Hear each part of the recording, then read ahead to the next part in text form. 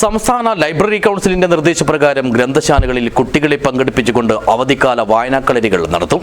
ഇതിന്റെ ഭാഗമായി വിവിധ ഗ്രാമപഞ്ചായത്ത് പരിധിയിലെ ബാലവേദി മെന്റർമാർക്കായി തൃക്കരിപ്പൂരിൽ പരിശീലന പരിപാടി സംഘടിപ്പിച്ചു. This news sponsored by Boby Chemmanur international jewellers.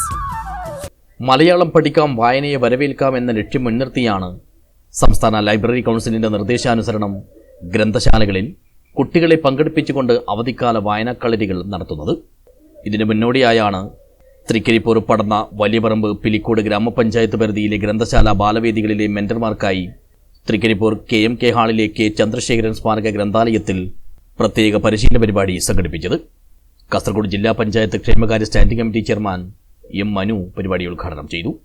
നമുക്കറിയാം, പഴയ കാലങ്ങളിൽ ഗ്രന്ഥശാല എങ്ങനെയാണ് പ്രവർത്തിച്ചത്, ഇന്ന് എങ്ങനെയാണ് ഗ്രന്ഥശാല പ്രവർത്തിക്കുന്നത്, നാളെ എങ്ങനെയായിരിക്കും ഈ ഗ്രന്ഥശാല പ്രവർത്തിക്കുന്നത് എന്നൊക്കെ നമുക്ക് മുൻകൂട്ടി കാണാൻ കഴിയും. എന്നാൽ നാളെ എങ്ങനെ ആയിരിക്കണം എന്നുള്ളത് നമുക്ക് മാറ്റാൻ കഴിയുന്ന ഒന്നാണ്. ഇന്നലകളും ഇന്നും നമുക്ക് ഇനി മാറ്റാൻ കഴിയില്ല, പക്ഷെ നാളെയെ നമുക്ക് മാറ്റിമറിക്കാൻ കഴിയും. അപ്പോൾ അതിൻ്റെ രീതിയിലുള്ള ഒരു പ്രവർത്തനം നമ്മൾ ഇന്ന് തുടങ്ങിയിരിക്കണം. ചടങ്ങിൽ Hosdurg taluk library council president P. Venugopalan അധ്യക്ഷനായി. Pappan Kuttamath, VK Ratheeshan, P. Sreedharan, PV Unnirajan എന്നിവർ സംസാരിച്ചു. Taluk joint secretary PV Dineshan സ്വാഗതവും M. നാരായണൻ നന്ദിയും പറഞ്ഞു. MP. സുരേഷ് കുമാർ, പ്രഭാകരൻ വലിയപറമ്പ് എന്നിവർ ക്ലാസുകൾ കൈകാര്യം ചെയ്തു.